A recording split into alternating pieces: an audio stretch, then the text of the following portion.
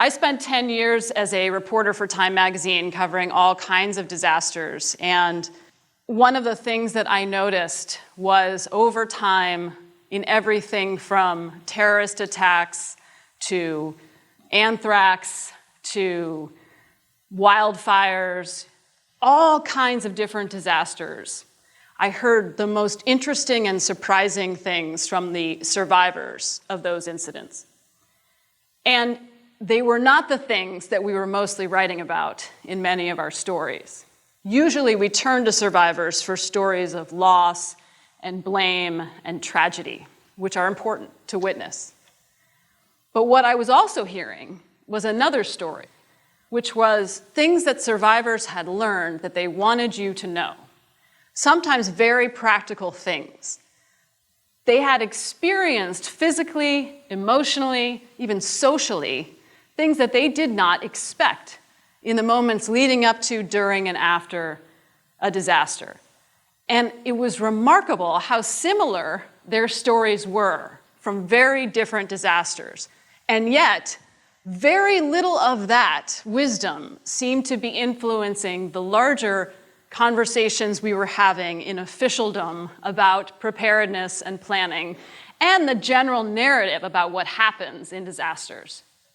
So I want to talk first about what we expect happens, including the media, and then we'll talk about what actually happens through the story of one survivor. If you look back, almost every major disaster, there's inevitably a media report that marvels at the lack of panic, right? And almost always attributes this stoicism or calm to a cultural oddity of the place where the disaster took place.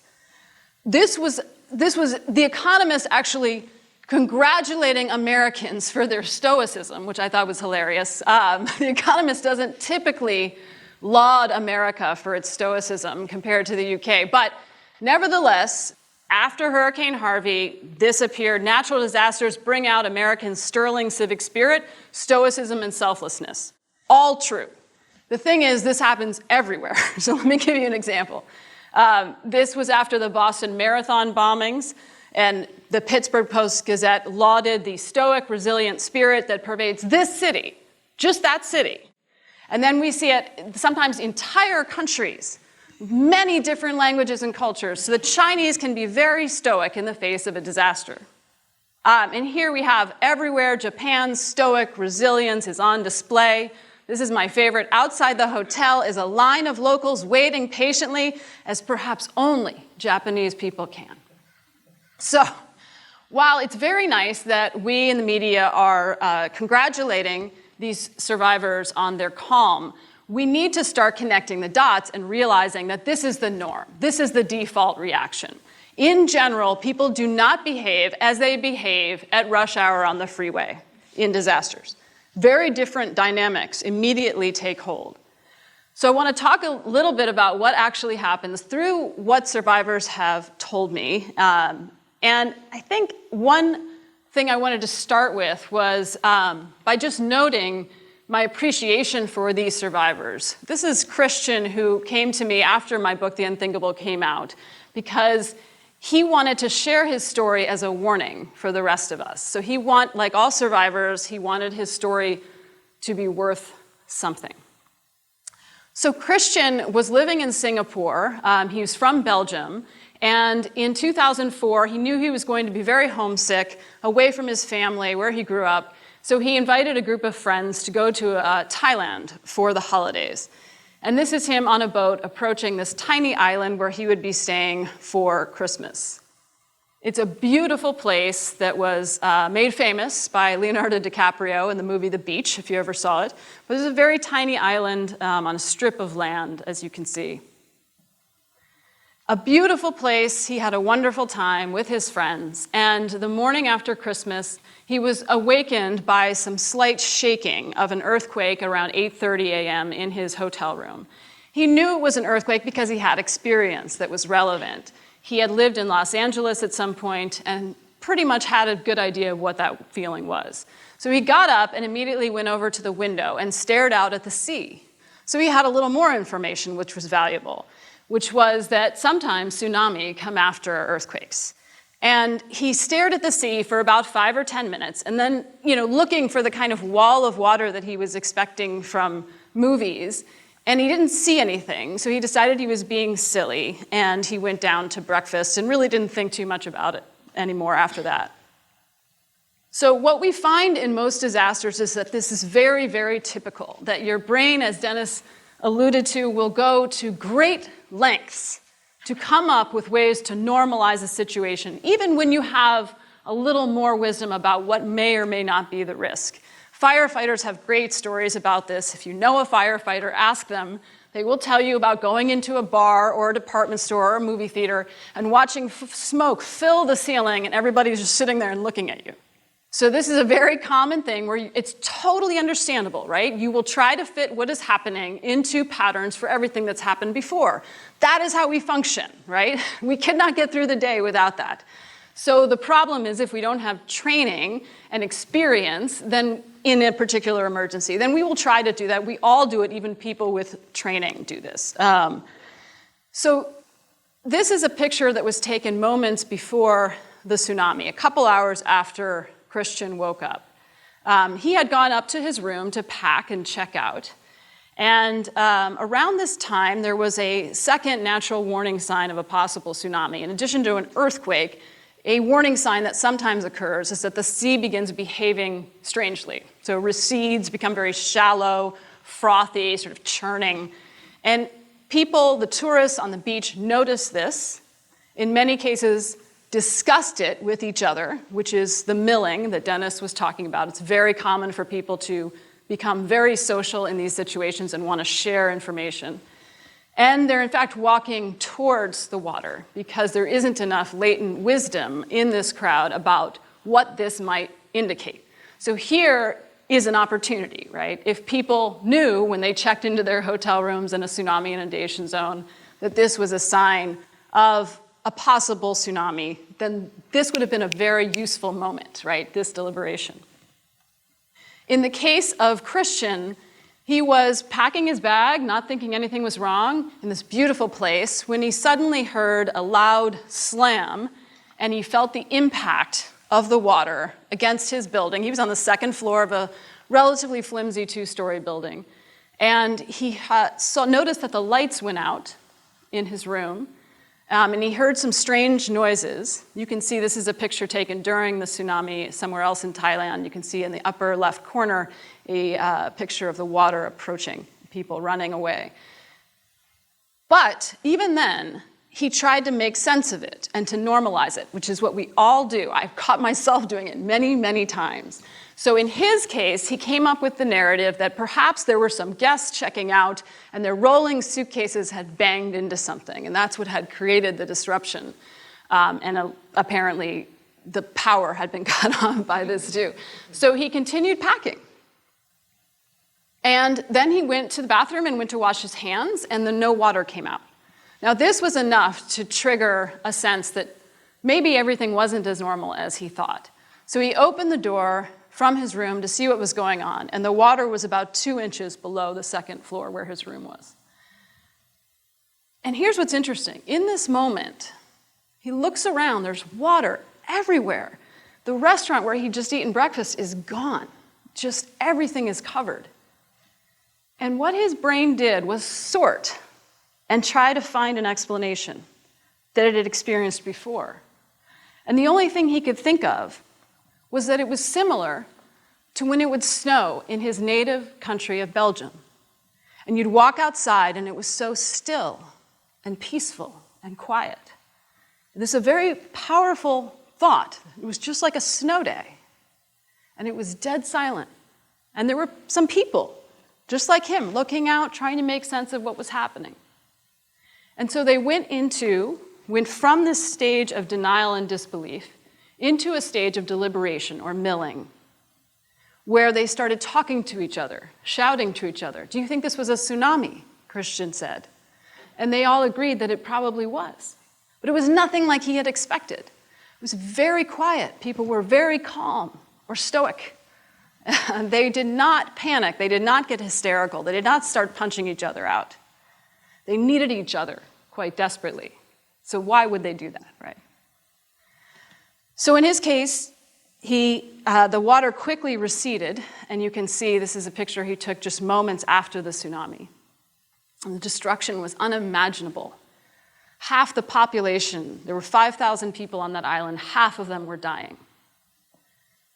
And his mind slowly began to absorb what was happening. And he grabbed a backpack that had a first aid kit and started trying to find survivors and administer first aid. And it was a very difficult, as you can imagine, traumatic experience for everyone involved.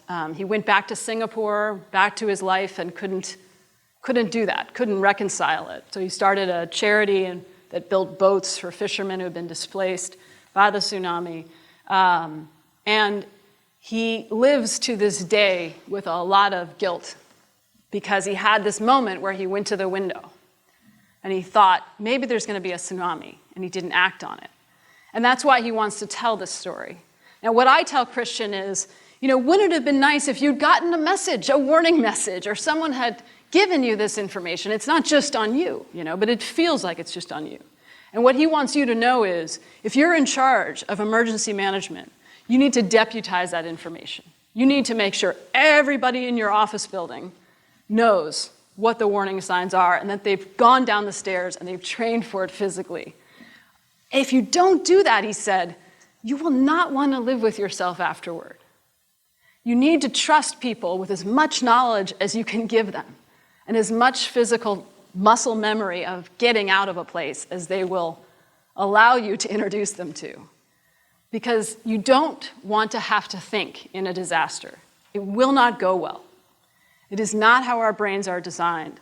To deal with new, unrecognizable patterns under stress is almost impossible to behave quickly. So knowing this, there are things we can do. We know that we can train for these 3 phases that most people go through, right? We can develop warnings and emergency plans expecting there to be a period of denial, followed by a period of deliberation, followed by a decisive moment where you take action, or, as is much more common, you do not take action. Much more common than panic is what the airlines call negative panic, which is a sort of lethargy or freezing, which again, there are good evolutionary reasons for doing that, depending on the disaster. So these are the things we know and we can plan for.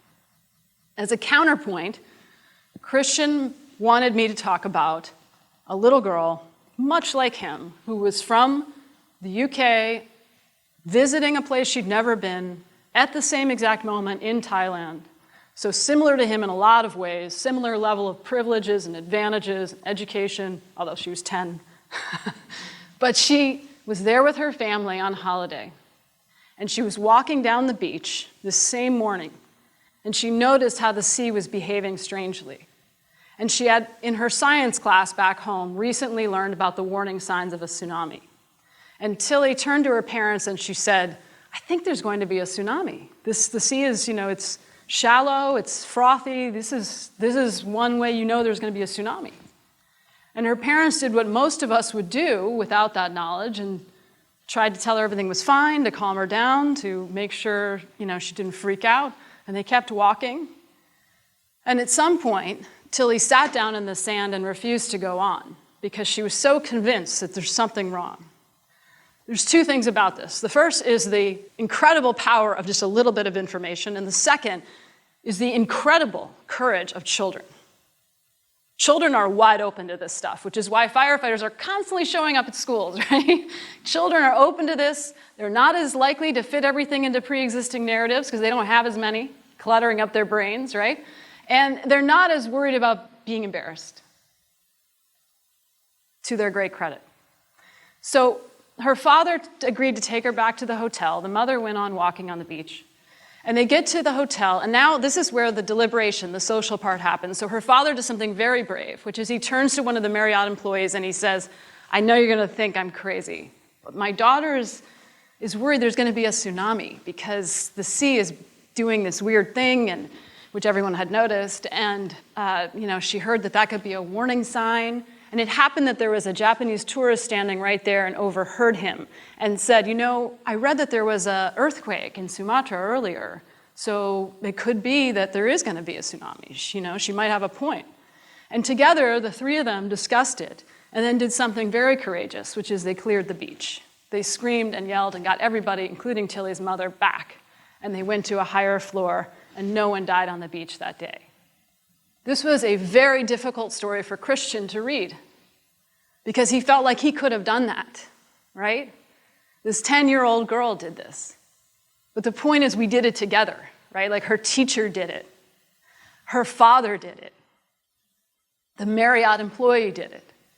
And this is the kind of thing that we know, everyone in this room knows, that it is regular people, your friends and families and coworkers and hotel workers who will be there for you in a disaster. So our best chance is to trust them more with more information sooner, more transparency than we're comfortable with. Then we know we're doing it right. Thank you all so much for listening. It is a true honor to be here with you today.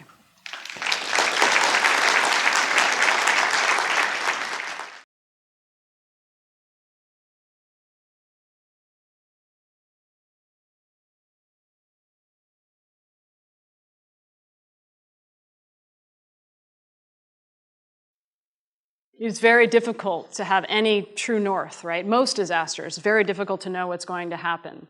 I was interested to sit in on the Metropolitan Police Department here in Washington, D.C. has started giving briefings specifically on active shooters to offices and places that are interested.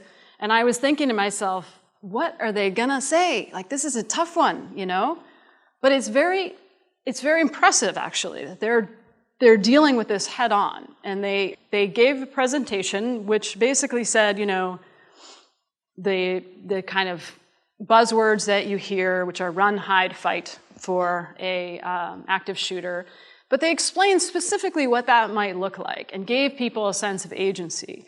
And then, the more you kind of have a sense of what you can do, the less likely it is that fear will shut down your response, right? There's like a zone with fear, and a little is good. Too much, you begin to really have cognitive and physical decline, right?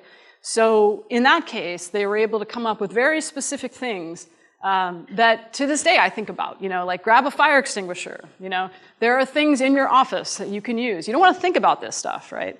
But it is much better than thinking about yourself as just a helpless victim, even if you are, right?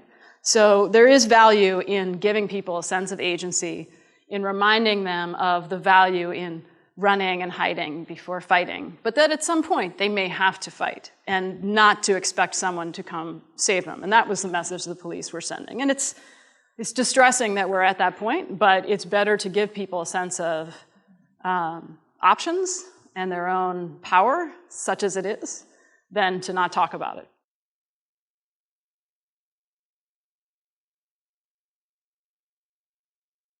On average, people in the World Trade Center waited 6 minutes before beginning their evacuation. There were lots of good reasons for that, but some people waited much, much longer. Some people got misinformation from the Port Authority telling them to stay. So it's always really tricky. We know that people who have experience with past disasters, anecdotally, also people who have military experience, again, anecdotally, in my interviews, those people tended to react more quickly because they had something to work with and they had a sense of their own role, the way that they could influence events. They knew intrinsically in their bones that things could go very badly very quickly. Knowing that can be a burden, but it can also empower you to take action and push through that phase. We mentioned Scully earlier, the pilot who landed the commercial airplane in the Hudson River. Do you remember this in Manhattan? And even who's a very experienced pilot, he said in his first interview with Katie Couric, he said, when those engines went out, my first thought was, this can't be happening. I had it in my head that I would not one day land a commercial airplane in the water. So even he has this moment, and most emergency responders, soldiers, everybody goes through this phase. If you know to expect it, you can kind of push.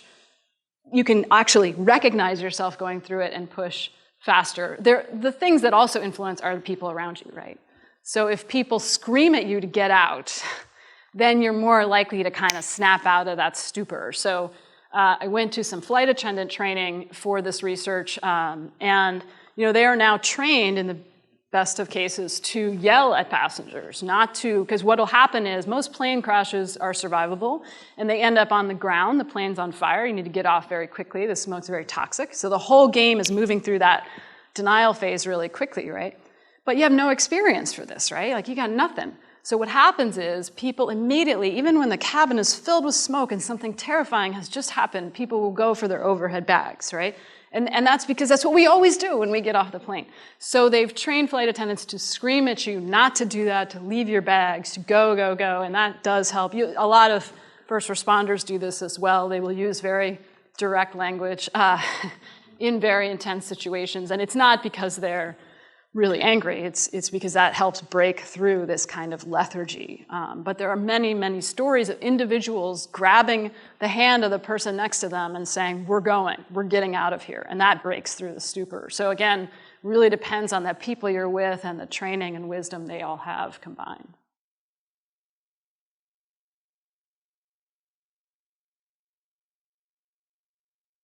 The survivors I talk to, I very explicitly talk to survivors who have already talked to the media. I don't like to re-traumatize people who aren't ready or interested in talking, so I'm kind of self-selecting for survivors who have maybe processed this in a certain way and are more either able or interested in kind of moving to try to help others. So I can't speak to all survivors, but the ones that I did talk to, yes, definitely. They very much want to share these stories. They often will reach out to survivors of very different new disasters as they come because they can really feel a connection to that. In the case of Christian, when he was back in Thailand, he ended up leaving his life in Singapore, working on this, building this charity, and one night he was driving home late, and it was maybe a year after the tsunami, and it was, dark, rural roads, and a bus had tumbled into a ravine in an accident.